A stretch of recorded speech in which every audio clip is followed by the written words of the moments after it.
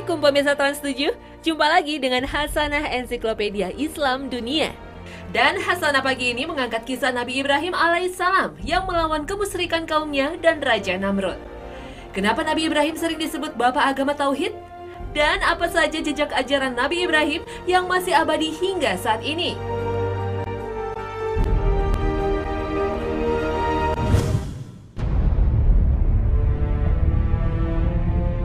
Hidayah berupa keimanan dan keislaman adalah karunia dari Allah, Sang Maha Pengasih kepada hamba-hambanya.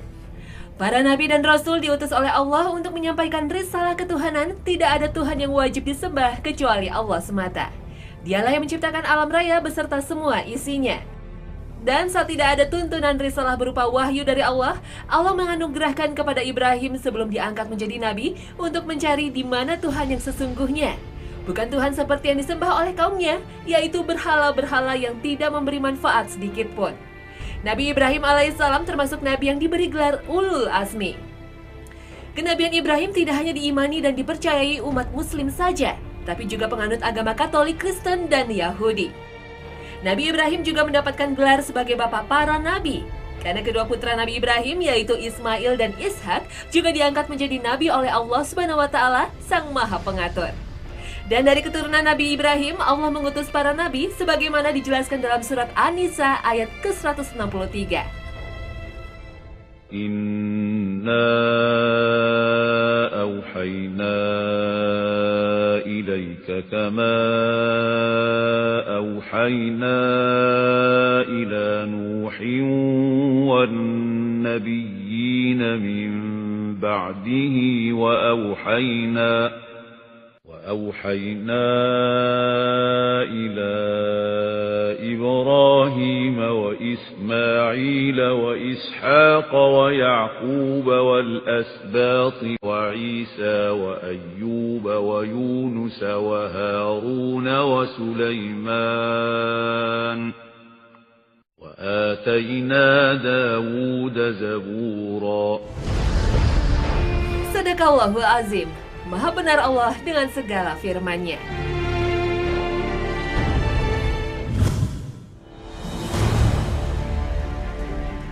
Nabi Ibrahim diperkirakan hidup pada tahun 2000 sebelum Masehi, dan diperkirakan Nabi Ibrahim diberi umur hingga 175 tahun. Nabi Ibrahim adalah putra dari seorang pembuat patung yang bernama Azar. Azar sejatinya merupakan seorang laki-laki yang keturunan dari Nabi Nuh alaihissalam. Tempat kelahiran Nabi Ibrahim adalah di kota Haran, Mesopotamia, yang kini berada di dalam wilayah negara Irak. Ketika dilahirkan, Mesopotamia adalah sebuah wilayah kekuasaan kerajaan Babilonia baru di bawah tahta Raja Namrud bin Kan'an. Raja Namrud adalah salah satu raja besar di masa itu. Beberapa peninggalan Babilonia yang masih ada hingga kini adalah sistem pembagian waktu. Raja Namrudlah manusia menetapkan bahwa dalam sehari terdapat 24 jam, dan dalam 1 jam terdapat 60 menit. Sedangkan 1 menit terdiri atas 60 detik. Dalam masa pemerintahannya, ia telah membangun Menara Babel yang merupakan gedung tertinggi pertama yang berhasil dibangun oleh umat manusia. Pencapaian dan kecerdasan Raja Namrud pada akhirnya berubah menjadi kesombongan dan menyamakan dirinya sebagai Tuhan. Tatkala sebuah ramalan menyebutkan bahwa nantinya ada seorang laki-laki yang akan menghancurkan dan mengakhiri tahta Raja Namrud. Kepercayaan Raja Namrud akan ramalan tersebut membuatnya mengeluarkan perintah untuk membunuh semua bayi laki-laki. Tak ingin buah hatinya dibunuh, maka Azar dan sang istri memutuskan untuk menyembunyikan bayi Ibrahim di dalam gua. Dan atas kuasa Allah, Sang Maha Pengatur, sang bayi tumbuh dengan sehat.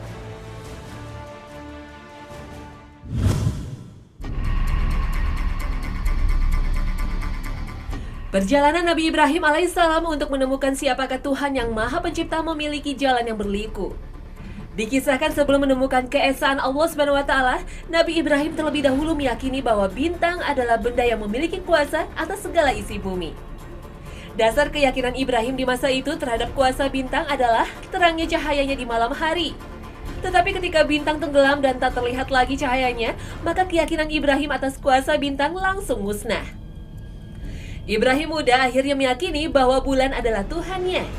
Tapi ketika fajar tiba dan bulan tenggelam, maka seketika itu pula keyakinan Ibrahim terhadap kebesaran bulan sirna. Matahari dengan pancaran sinarnya yang menyinari bumi di siang hari akhirnya menjadi sebuah benda yang diyakini Ibrahim memiliki kedahsyatan. Saat siang hari, Ibrahim amat takjub akan kemegahan sang surya dalam menerangi bumi. Tetapi ketika matahari tenggelam di ufuk barat, sekali lagi ia berubah keyakinan. Ibrahim tak lagi mempercayai bahwa matahari memiliki mahadaya untuk mengatur kehidupan manusia dan alam semesta, seperti diabadikan dalam surat Al-An'am. Adanya rutinitas terbitnya matahari dan bulan pada akhirnya membuat Ibrahim menyadari bahwa pada dasarnya ada sebuah kekuatan dan zat yang maha besar yang mengatur keteraturan kehidupan dan seluruh isi bumi. Dan saat itulah Ibrahim berhasil menemukan keesaan Tuhan. Meyakini bahwa Rob yang maha besar yang menciptakan manusia dan seluruh alam semesta. Dan yang terpenting hanyalah Allah semata, Tuhan yang wajib disembah. Proses penemuan keimanan Ibrahim akan keesaan dan kekuasaan Allah yang maha besar berjalan dengan sendirinya, tanpa ada orang atau nabi yang mendakwahkan jalan tauhid. Subhanallah, inilah salah satu nikmat Allah sang maha besar terhadap Nabi Ibrahim. Dalam proses penemuan ketauhidan yang mengesahkan Allah SWT telah tercatat dalam kitab suci Al-Quran surat Al-An'am ayat ke-75 hingga 79. Keteguhan keimanan Nabi Ibrahim pada akhirnya telah diganjar oleh Allah SWT. Sesungguhnya Ibrahim adalah seorang imam yang dapat dijadikan teladan lagi patuh kepada Allah dan hanif. Sekali-kali bukanlah dia termasuk orang-orang yang mempersekutukan Tuhan.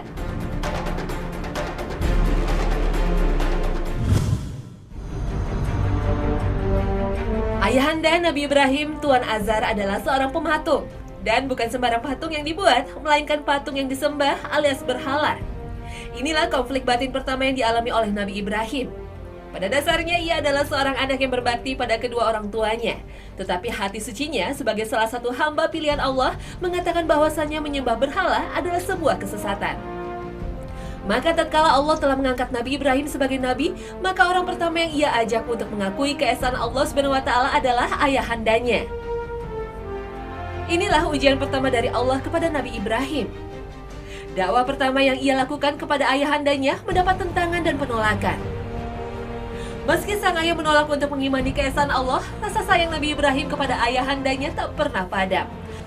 Bahkan sang Nabi memintakan ampun atas dosa syirik yang dilakukan ayahandanya kepada Allah SWT, Sang Maha Pengampun.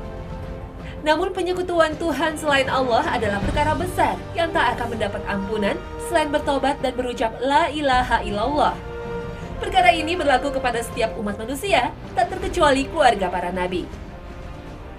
Cerita permohonan ampun Nabi Ibrahim atas dosa sang bapa dikisahkan dalam surat At-Taubah ayat ke-113 dan ayat 114.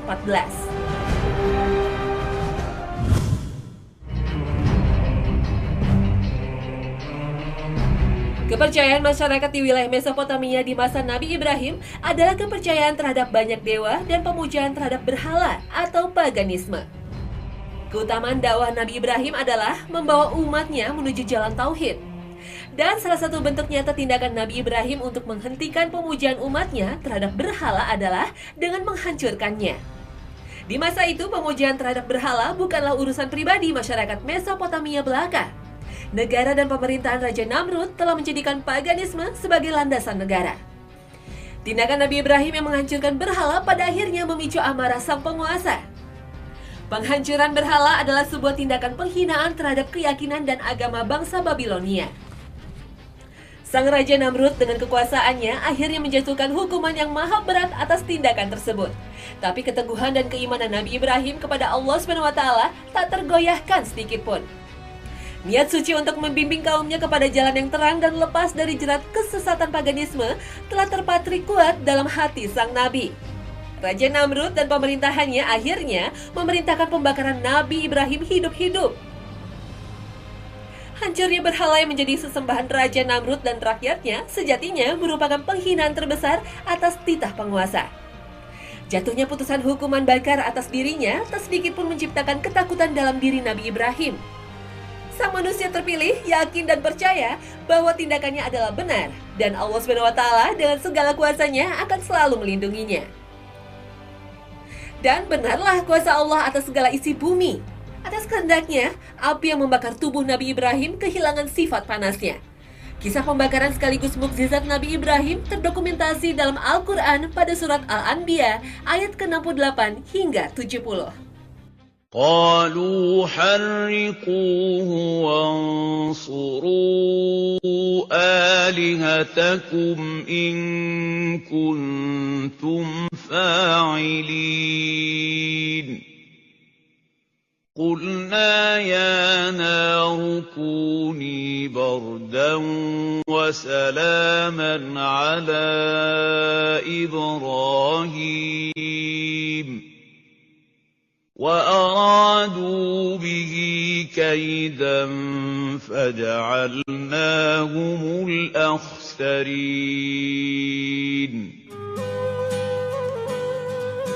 Mereka berkata, bakarlah dia dan bantulah Tuhan-Tuhan kamu jika kamu benar-benar hendak bertindak.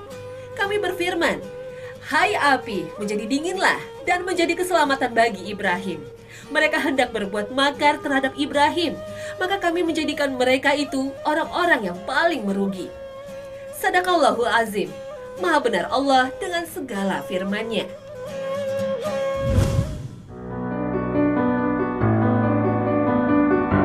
Nabi Ibrahim memiliki dua istri, yaitu Siti Sarah dan Siti Hajar. Dari Siti Sarah lahirlah Ishak yang kemudian juga diangkat menjadi nabi. Nabi Ishak merupakan nabi yang menjadi nenek moyang bangsa Yahudi dan penganut Nasrani. Keturunan Nabi Ibrahim dan Nabi Ishak yang juga diangkat menjadi nabi adalah Nabi Yakub, Nabi Yusuf, Nabi Yunus, Nabi Musa, Nabi Harun, Nabi Ilyas, Nabi Ilyasah, Nabi Ayub, Nabi Zulkifli, Nabi Daud, Nabi Sulaiman, Nabi Zakaria, dan Nabi Isa. Siti Hajar memberikan Nabi Ibrahim seorang putra, yaitu Ismail, yang juga diangkat menjadi nabi. Keturunan Nabi Ibrahim dan Ismail adalah bapak moyang bangsa Arab sekaligus moyang dari Rasulullah, sang nabi terakhir. Penganut Yahudi dan Nasrani percaya bahwasannya Nabi Ibrahim adalah bapak para nabi.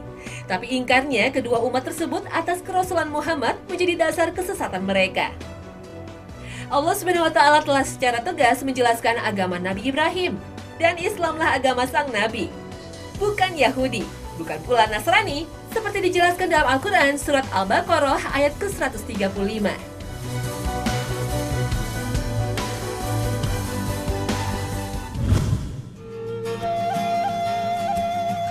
Tak lama setelah kelahiran Ismail, maka Nabi Ibrahim mendapatkan wahyu untuk membawa Siti Hajar dan bayinya pergi ke suatu daerah yang kering dan tandus. Keimanan Nabi Ibrahim kembali diuji, meninggalkan sang istri dan bayi yang masih berumur hitungan hari di tanah asing dan tandus bukanlah sebuah perkara yang mudah. Nabi Ibrahim meninggalkannya dengan memberi bekal sedikit kantung makanan berisi kurma dan wadah air. Kenapa engkau meninggalkan kami di lembah tak berpenghuni ini? Siti Hajar berkali-kali bertanya. Namun Nabi Ibrahim tak menoleh dan tak menjawabnya, lalu pergi meninggalkan Siti Hajar dan Ismail. Apakah Allah yang memerintahkan engkau? Nabi Ibrahim baru menjawab dan membenarkannya. Jika Allah yang memerintahkannya, maka Allah tidak akan meninggalkan kami, ujar Siti Hajar. Inilah ujian tauhid bagi Siti Hajar. Lalu Nabi Ibrahim berdoa, ya Rob kami, sesungguhnya aku telah menempatkan sebagian keturunanku di lembah yang tidak mempunyai tanam-tanaman di dekat rumah engkau yang dihormati. Ya Rob kami, agar mereka mendirikan sholat, maka jadikanlah hati sebagai manusia cenderung kepadamu, dan beri rizkilah mereka dari buah-buahan, mudah-mudahan mereka bersyukur. Lembah yang dihuni oleh Siti Hajar dan Ismail ini merupakan cikal bakal kota Mekah. 2 hari setelah Nabi Ibrahim meninggalkan dirinya, bayi Ismail menangis kehausan.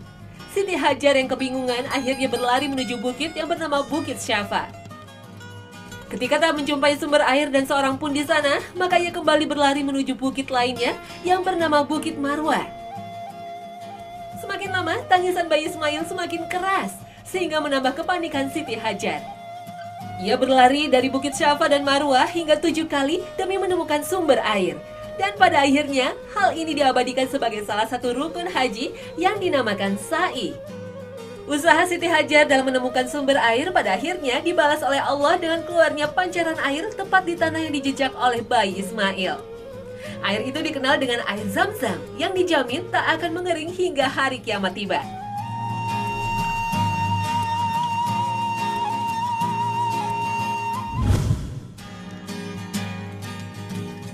Nabi Ibrahim kembali diuji oleh Allah. Inilah ujian yang maha berat. Nabi Ibrahim diperintahkan oleh Allah untuk menyembelih Ismail. Pada awalnya ia ragu akan kebenaran wahyu yang datang melalui mimpi itu. Tetapi ketika mimpi yang sama datang hingga 3 kali, maka naluri hatinya memantapkan dirinya bahwa itu adalah perintah Sang Maha Pencipta padanya. Kemuliaan Nabi Ibrahim dan Nabi Ismail tampak ketika keduanya menjalani perintah penyembelihan tersebut. Meski di antara bapak dan anak itu terdapat ikatan kasih sayang yang erat, mereka ikhlas dan ridho untuk saling berpisah sesuai dengan kehendak Allah.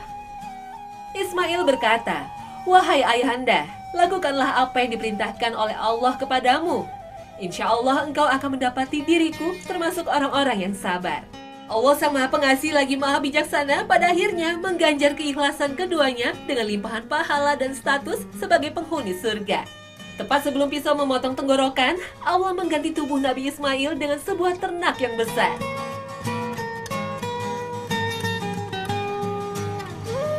Inilah yang menjadikan dasar ibadah kurban yang diwajibkan bagi seluruh umat muslim. Oleh karena itu pada tanggal 10 Zulhijjah telah ditetapkan Allah sebagai hari raya kurban. Hari itu adalah hari istimewa bagi umat muslim. Hari Idul Adha merupakan momentum bagi umat muslim untuk mengamalkan sebagian hartanya berupa hewan ternak. Kemuliaan Nabi Ibrahim dijelaskan dalam surat An-Nisa ayat 125.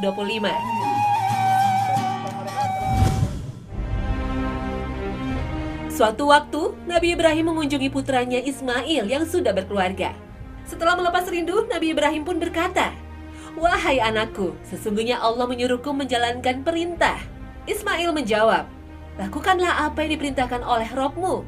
Nabi Ibrahim menunjuk ke tumpukan tanah yang lebih tinggi dan berkata, "Sesungguhnya Allah menyuruhku membuat suatu rumah di sini." Saat itulah Nabi Ibrahim dibantu putranya Ismail mendirikan Baitullah. Setelah bangunan tinggi, Nabi Ismail membawa batu untuk menjadikan pijakan Nabi Ibrahim. Batu itulah yang akhirnya disebut Maqam Ibrahim atau tempat berdirinya Nabi Ibrahim. Kemudian keduanya berdoa, "Wahai Rabb kami, terimalah dari kami amalan kami, sesungguhnya Engkaulah Maha Mendengar lagi Maha Mengetahui." Di saat pembangunan Ka'bah hampir usai, Allah menurunkan sebuah batu dari surga. Dan ketika batu tersebut sampai ke bumi, Nabi Ibrahim dan Ismail memanjatkan syukurnya kepada Allah. Dan mereka berdualah yang meletakkan batu tersebut pada tempatnya di bagian Ka'bah. Dan batu itu adalah Hajar Aswad. Inilah Baitullah atau Ka'bah yang terpelihara hingga ribuan tahun.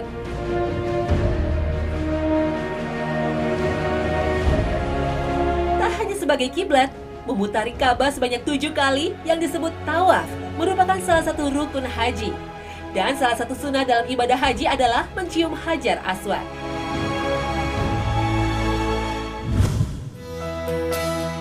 Ka'bah, Hajar Aswad, air Zam-Zam, dan ibadah haji, serta ibadah kurban merupakan jejak yang ditinggalkan oleh Nabi Ibrahim alaihissalam, Nabi yang mendapat julukan Ulul Azmi. Selain jejak yang kemudian menjadi prosesi ibadah bagi umat Nabi Muhammad ini, juga terdapat jejak Nabi Ibrahim yang banyak dikunjungi para peziarah, yaitu di wilayah Urfa, Turki. Konon disinilah Nabi Ibrahim dibakar oleh Raja Namrud. Di kawasan ini terdapat kolam ikan yang cukup luas, berisi beragam ikan yang berwarna hitam. Bagi keyakinan warga setempat, ikan-ikan itu tidak boleh dimakan. Tak jauh dari kolam itu terdapat tempat kelahiran Nabi Ibrahim yang diapit 2 masjid, yaitu Masjid Maulid Hilal yang didirikan pada tahun 1808 Masehi dan Masjid Maulid Hilal Baru yang didirikan pada tahun 1980. Di belakang masjid terdapat bukit yang menjadi tempat Nabi Ibrahim dilempar ke pembakaran. Di bukit ini masih berdiri 2 tiang besar dan bekas reruntuhan bangunan kuno. Keturunan Nabi Ibrahim melahirkan para nabi yang melanjutkan risalah tauhid. Dari istri pertama, Siti Sarah, lahirnya Nabi Ishak, yang kemudian keturunan berlanjut hingga Nabi Yakub yang menjadi cikal bakal keturunan Bani Israel. Dari garis keturunan inilah lahirlah para nabi, seperti Nabi Yusuf, Nabi Musa, Nabi Daud, dan Nabi Sulaiman. Sementara dari Siti Hajar lahirlah Nabi Ismail yang keturunannya berlanjut hingga Nabi Muhammad SAW. Suku bangsa Arab dan Yahudi pada dasarnya memiliki satu garis keturunan, yaitu Nabi Ibrahim alaihissalam. Tetapi kedua suku bangsa tertua ini terus-menerus bertikai sepanjang zaman. Salah satu dasar abadinya pertikaian di antara kedua bangsa penghuni kawasan Timur Tengah adalah sikap bangsa Yahudi terhadap bangsa Arab yang beragama Islam. Mereka tidak mempercayai atas kerasulan Nabi Muhammad SAW meskipun sudah dijelaskan dalam kitab mereka. Dasar ingkarnya mereka atas kerasulan Nabi Muhammad adalah garis keturunan Nabi Muhammad yang berasal dari suku Arab, bukan dari garis keturunan mereka. Bangsa Yahudi percaya mereka adalah bangsa yang terunggul di dunia dan tak mungkin mengimani Nabi dan Rasul yang berasal dari bangsa lain terlebih bangsa Arab. Karena kesombongan inilah mereka akan terus menentang agama Tauhid yang dibawa oleh Nabi Muhammad sebagaimana dijelaskan dalam Al-Quran. وَلَن تَرْضَىٰ عَنكَ الْيَهُودُ وَلَا النَّصَارَىٰ حَتَّىٰ تَتَّبِعَ مِلَّتَهُمْ قُلْ إِنَّ هُدَى اللَّهِ هُوَ الْهُدَىٰ وَلَئِنِ اتَّبَعْتَ أَهْوَاءَهُم بَعْدَ الَّذِي جَاءَكَ مِنَ الْعِلْمِ مَا لَكَ مِنَ اللَّهِ مِنْ وَلِيٍّ وَلَا نَصِيرٍ. Kaum Yahudi dan Nasrani merasa menjadi pengikut agama yang dibawa oleh Nabi Ibrahim alaihissalam. Tapi Allah menegaskan kekeliruan mereka, seperti diabadikan dalam surat Al-Baqarah. Mereka berkata, hendaklah kamu menjadi penganut agama Yahudi dan Nasrani. Niscaya kamu mendapat petunjuk. Katakanlah tidak. Bahkan kami mengikuti agama Ibrahim yang lurus dan bukanlah dia. Nabi Ibrahim itu golongan orang musyrik. Inilah yang menjadi dasar kenapa pertikaian di antara bangsa Israel dan kaum Muslim terus terjadi, bahkan hingga di akhir zaman. Seperti yang dijelaskan dalam Al-Quran, kaum Yahudi akan senantiasa menyalakan api peperangan dan membuat kerusakan di muka bumi.